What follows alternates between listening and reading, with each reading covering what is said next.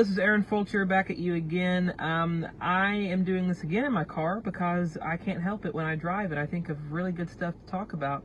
So many of you know that I go to Cumberland University, and it's amazing to me when I talk to different people in campus or around campus about the political divide and what that means for us. The number one thing that the liberals and Democrats go to is race, and I can't believe it.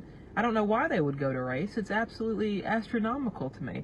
You know, I have a lot of white females at school that call me a white supremacist, and they call me other words too.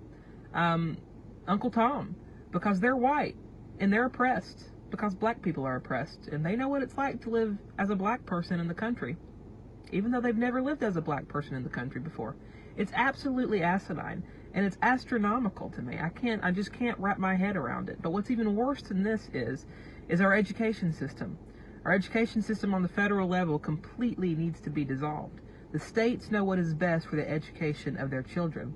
But what's even more concerning of that is higher education. How professors of biology conform to the woke ideology of men can give birth to women, or biological men can become a biological woman. And what we've learned from Matt Walsh with the Daily Wire is the fact that a woman can't even tell you what a woman is. I saw one of the women on there that said, well, only a woman knows what a woman is.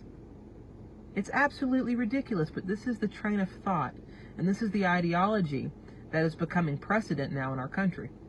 And what's important for this is I have a lot of people come up to me and they say, well, Aaron, why do you even speak out? You just get hated on. Or why do you encourage other young people to speak out? They're just going to get hated on. It's because if we don't stand up and if we don't stop conforming to the woke ideology, we are not going to recognize the country we live in. This quote is used many times, but when a quote's used many times, it's because it carries significant meaning. When Ronald Reagan said that freedom is only one generation away from extinction. And those words were true then, and they're just as alive and true today. And we have to stand up and we have to defend the rights of our citizens. We have to defend them from the federal level. We have to defend them on the state level. And we have to protect our children. We have to protect our education system. We have to make sure that our education system is actually somewhere what of higher education should be. And this is why we stand up.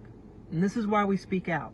Because it's very vital and it's very important that we do not allow our country to become something of a third world country, where high global elites control us.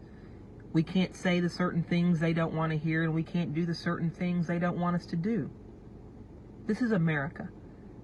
Our founding goes back to colonial heritage of where we stood up against the tyrant monarchy, where we said we want taxation with representation, where we stood on the principles that all men are created equal.